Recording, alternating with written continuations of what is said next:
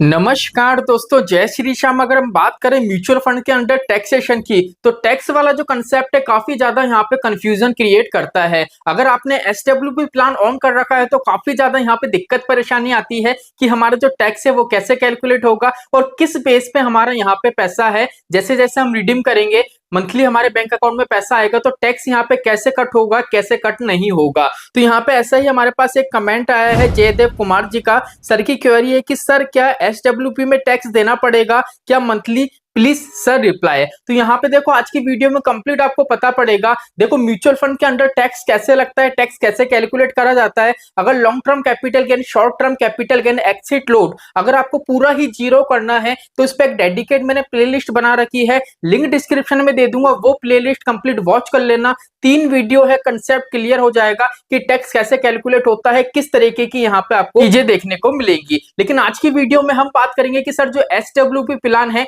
इसमें किस तरीके की कैलकुलेशन होती है। तो चैनल पे नए हो तो चैनल को सब्सक्राइब कर देना और बेल आइकन के बटन को दबा देना, बिकॉज यूट्यूब पे आपने बहुत सी वीडियो देखी होंगी लेकिन एसडब्ल्यूपी में टैक्स कैसे कैलकुलेट होता है ये वीडियो अभी तक आपने यूट्यूब पे नहीं देखा होगा।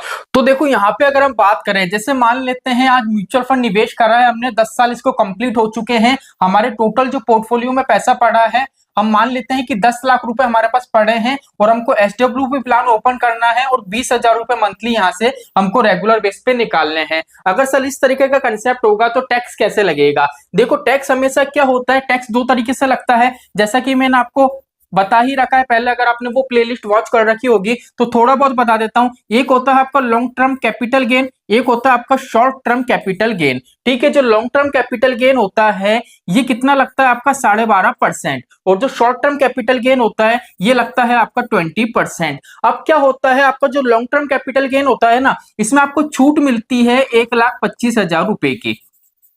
ठीक है, जैसे फॉर एग्जांपल हम मान लेते हैं आपके म्यूचुअल फंड वाले सेक्शन में कितने पड़े, 5 लाख रुपए पड़े।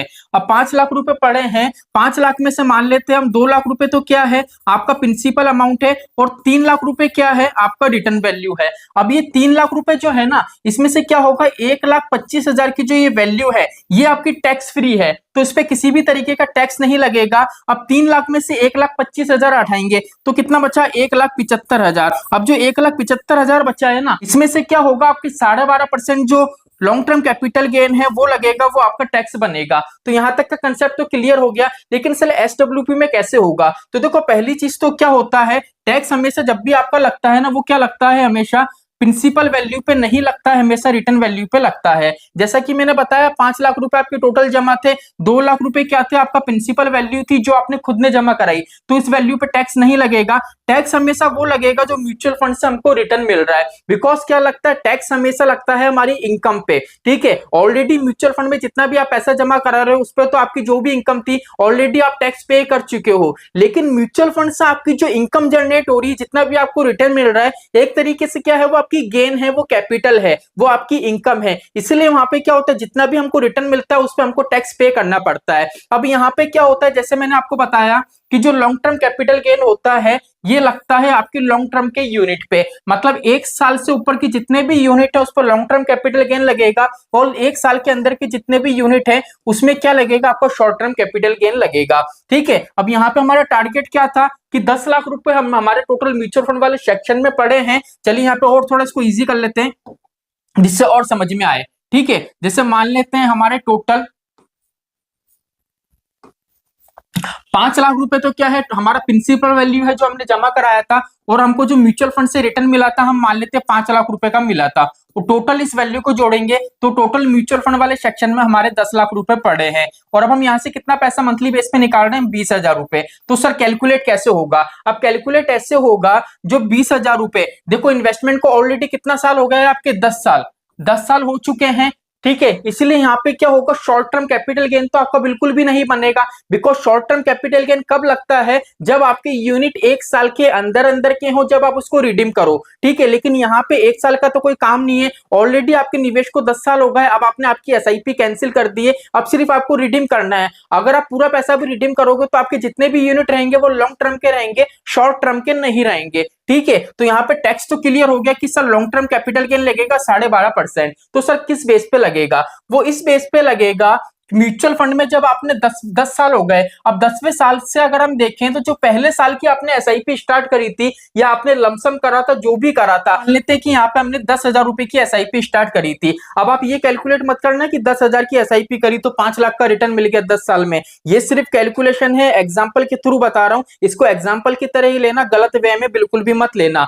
यहाँ पे मैं फिगर आपको बिल्कुल राउंड फिगर में इसलिए ले रहा हूँ जिससे कंसेप्ट क्लियर हो सके, ठीक है। तो मान लेते हैं 10,000 रुपए की आपने एसआईपी स्टार्ट करी थी 10 साल पहले। अब पैसा कितना निकाल रहे हो आप? 20,000 रुपए। तो 20,000 रुपए में से क्या होगा, जब भी आप पैसा रिडीम करोगे, जितनी बार भी एसडब्ल्यू से पैसा आपके बैंक अकाउंट में आएगा, तो इसमें आपकी प्रिंसिपल अमाउंट भी रहेगा और आपका रिटर्न अमाउंट भी रहेगा। अब प्रिंसिपल अमाउंट कितना है, पहले मंथ की ईएमआई कितनी है आपकी जो आपने जमा कराई थी 10,000 रुपए, तो 10,000 रुपए तो यहाँ पे क्या हो रहा है, आपका प्रिंसिपल वैल्यू निकल रहा है और 10,000 रुपए क्या निकल रहा है, आपका रिटर्न निकल रहा है। तो टोटल कितनी वैल्यू हो गई आपकी? 20,000 रुपए, ठीक है। तो यहाँ पे क्या होगा, जो 10,000 की प्रिंसिपल वैल्यू है उस पे तो किसी भी तरीके का टैक्स नहीं लगेगा, लेकिन जो 10,000 रुपए का रिटर्न है उस पे क्या लगेगा, आपका 12.5% टैक्स लगेगा, ठीक है। अभी आगे बताऊंगा टैक्स कैसे लगेगा, कैसे पे करना पड़ेगा। समझ में आ गई? जो 20,000 रुपए आपने निकाले वो टोटल वैल्यू में से निकलेंगे, लेकिन 10,000 रुपए प्रिंसिपल में से निकलेंगे और 10,000 रुपए रिटर्न वैल्यू में से निकलेंगे। बिकॉज क्या होता है, म्यूचुअल फंड में एक मेथड फॉलो होता है जिसका नाम है फीफो,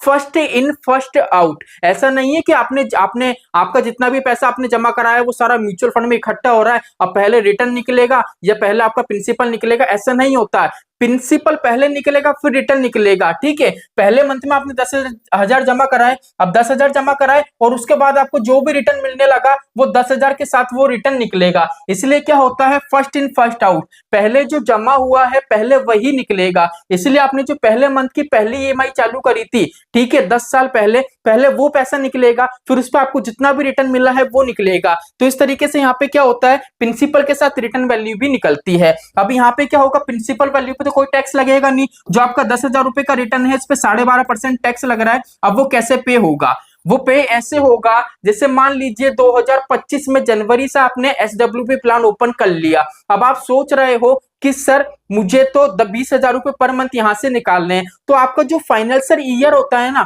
फाइनेंशियल ईयर में कंप्लीट आपका कैलकुलेट होगा कि भैया इस बंदे ने, जो फाइनेंशियल हमारा ईयर रहता है, कि इस बंदे ने अप्रैल से लेके मार्च तक में टोटल म्यूचुअल फंड से इतना पैसा निकाला, इतने पैसे निकाले, उसमें इसके इतने यूनिट थे, इतने यूनिट में से इसके इतने पैसे तो उसने जमा कराए थे और इतना पैसा इसको रिटर्न मिला है। अब जितना भी आपको रिटर्न मिला होगा उसमें से ये चीज कैलकुलेट होगी कि रिटर्न के अंदर में से जो फाइनेंशियल ईयर के 1,25,000 रुपए की छूट है उसका आपको फायदा मिलेगा या नहीं। अब वो कैसे कैलकुलेट होगा, चलिए वो भी बताते हैं। जैसे मान लीजिए कि आपने पूरे 1 साल तक पैसा निकाला, 1 साल में हमारे 12 महीने होते हैं, अगर हम 20,000 रुपए पर मंथ निकालते हैं तो टोटल यहाँ से हम जो पैसा निकालेंगे वो निकालेंगे 2,40,000 रुपए। टोटल इतना पैसा क्या करोगे आप, म्यूचुअल फंड से विड्रॉ कर लोगे। अब 2,40,000 में से क्या है, 20,000 रुपए निकाल रहे हैं हम पर मंथ, तो 20,000 में से 10,000 तो वो वैल्यू है प्रिंसिपल वैल्यू जो हमने जमा कराई है और 10,000 वो है जो म्यूचुअल फंड से हमको रिटर्न मिला है। तो एक तरीके से हम देखें तो 1,20,000 रुपए क्या है, ये वैल्यू तो प्रिंसिपल अमाउंट हो गया और रिटर्न वैल्यू कितनी हो गई, वो हो गई आपकी 1,20,000 रुपए। और फाइनेंशियल ईयर का जो टैक्स फ्री होता है लॉन्ग टर्म कैपिटल गेन वो 1,25,000 होता है। तो यहाँ पे कहने का मतलब है कि अगर 20,000 रुपए पर मंथ आप निकालोगे तो 1,25,000 की छूट मिलती है, कितना बन रहा है, 1,20,000 रुपए। तो आपका किसी भी तरीके का कोई टैक्स नहीं लगेगा। लेकिन 1% मान लीजिए कि अगर, जैसे मान लीजिए कि आपका 3 लाख रुपए क्या कर रहे हो आप 1 साल में रिडीम कर रहे हो, ये सिर्फ क्या है, आपका रिटर्न है, ठीक है। अब इसमें से क्या होगा, पहले 1,25,000 रुपए जो टैक्स फ्री है वो लेस होगा, उसके बाद कितना निकला, 1,75,000 रुपए, ठीक है। तो सीए आपको कंप्लीट बताएगा कि भैया म्यूचुअल फंड से आपने पूरे फाइनेंशियल ईयर में इतना पैसा निकाला है, उसमें से आपने जो पैसा जमा कराया था प्रिंसिपल अमाउंट इतना था और आपको जो म्यूचुअल फंड से रिटर्न मिला है वो इतना मिला है। जैसे फॉर एग्जाम्पल रिटर्न सीए बताएगा कि 3 लाख रुपए का आपको रिटर्न मिला है और फाइनेंशियल ईयर की आपको जो छूट मिली है 1,25,000 की मिली है, तो आपका जो टैक्स बनेगा वो 1,75,000 के हिसाब से 12.5% उसके हिसाब से कैलकुलेट होगा और जो भी टैक्स की वैल्यू होगी वो सीए आपको बताएगा। अब ये आपकी रिस्पॉन्सिबिलिटी रहेगी कि सीए को आपको पैसे देके वो टैक्स पे आपको पे करना पड़ेगा। अब यहाँ पे आप सोच रहे होंगे कि सर जो 1,25,000 रुपए की छूट है ये किस बेस पे मिलती है, ये देखो फाइनेंशियल ईयर के हिसाब से मिलती है। जैसे 24-25 का फाइनेंशियल ईयर हो गया, 2025 से 2026 का हो गया, ठीक है। मतलब 2024 से लेकर 2025 तक जितना भी आप पैसा निकालोगे म्यूचुअल फंड से एसडब्ल्यूपी के माध्यम से उस पर जो भी आपका रिटर्न होगा और उस रिटर्न को कंप्लीट कैलकुलेट करा जाएगा। जो भी आपका रिटर्न होगा उस रिटर्न में से 1,25,000 रुपए का जो टैक्स फ्री वैल्यू है वो लेस होगी। जो पैसा आपने रिडीम करा है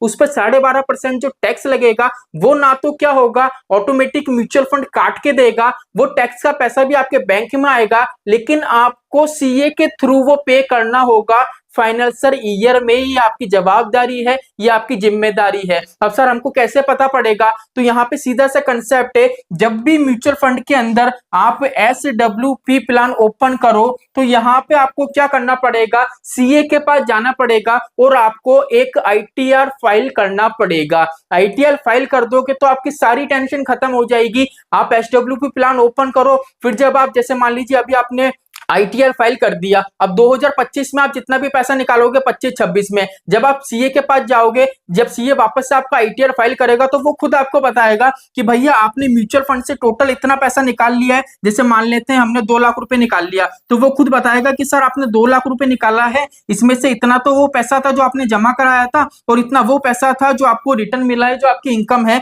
और इस पर आपके 12.5% का टैक्स है वो आपको पे करना पड़ेगा। ठीक है, तो म्यूचुअल फंड हमेशा क्या करता है, टैक्स का पैसा काटता नहीं है, वो आपको दे देता है। इसीलिए निवेशक को लगता है भैया टैक्स तो लगा ही नहीं मेरा, तो टैक्स का पैसा आपके बैंक अकाउंट में आ जाता है। लेकिन आप ITR फाइल करोगे तो सीए खुद से आपको बताएगा कि भैया आपका इतना टैक्स बना है, जब भी वो ITR फाइल करेगा आपका इतना टैक्स बना है, आपको वो पे करना ही पड़ेगा। और ये जरूरी भी है, अगर फाइल नहीं करोगे तो जैसा कि मैंने एक वीडियो बनाया था कि क्या होता है, जैसे हमारे बिजली के बिल आते हैं ना, वैसे आपके घर पे भी बाय पोस्ट एक पेपर आएगा, उसमें साफ साफ लिखा रहेगा कि आपने इतना इतना पैसा रिडीम करा है, उस हिसाब से यहाँ पे आपका इतना टैक्स बना है, डेट लिखी रहेगी कि आपको ये टैक्स पे करना पड़ेगा। अगर नहीं पे करोगे तो उसमें पेनल्टी जुड़ती हुई जाएगी। समझ में आ गया? सीधा सा कंसेप्ट है। SWP ऑन करना है तो सबसे पहले सीए के पास जाओ, सीए से कंसल्ट करो, अपना जो ITR है उसको फाइल करो। अगर ITR फाइल करते हो तो यहाँ पे देखो कोई यहाँ पे दिक्कत परेशानी नहीं आएगी। ITR सिर्फ क्या होता है, एक सिबिल होती है आपकी, जिससे क्या होता है ITR आपका जितना ज्यादा होगा,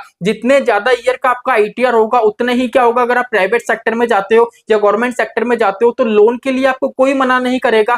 वहां पे आपकी सिविल बन जाती है कि भैया अगर रेगुलर बेस पे ये बंदा ITR फाइल कर रहा है तो अगर हम इसको लोन देते हैं तो ये EMI भी टाइम टू टाइम पे करेगा। ठीक है, तो जो ITR की जो फाइल करने की जो सीए की फीस होती है, कुछ सीए होते हैं जो 700 रुपए लेते हैं, कुछ सीए होते हैं जो 1500 रुपए रहते हैं। अभी डिपेंड करता है कि आप कहाँ पे रहते हो, बड़ी सिटी में रहते हो, छोटी सिटी में रहते हो, गांव में रहते हो, उस हिसाब से ये सीए की रेट है वहां पे अलग अलग रहती है। अगर मैं मेरी बात करूं तो मेरे जो सीए है वो मुझसे 700 रुपए ITR के लेते हैं और मेरा कंप्लीट जो ITR है वो फाइल करते हैं। अगर मेरी मैं कंप्लीट बात करूं तो मुझे अगर बात करें तो कम से कम तो 8 से 9 साल हो चुके हैं मुझे कंप्लीट ITR फाइल करते हुए। और जितना ज्यादा आपका ITR होगा उतनी ही अच्छी आपकी सिविल होगी। फ्यूचर में अगर आपको बड़े लोन की भी रिक्वायरमेंट होगी तो इजीली आपको कोई भी प्राइवेट सेक्टर की कंपनी है, गवर्नमेंट की कंपनी आपको इजीली लोन देगी अगर आपका सिविल अच्छा खासा होगा। तो आई होप आज की वीडियो में क्लियर हो गया होगा कि SWP प्लान में जो टैक्स का कंसेप्ट रहता है वो कैसे रहता है। लेकिन अगर आपको ये जानना है कि कंप्लीट टैक्स कैसे कैलकुलेट होता है,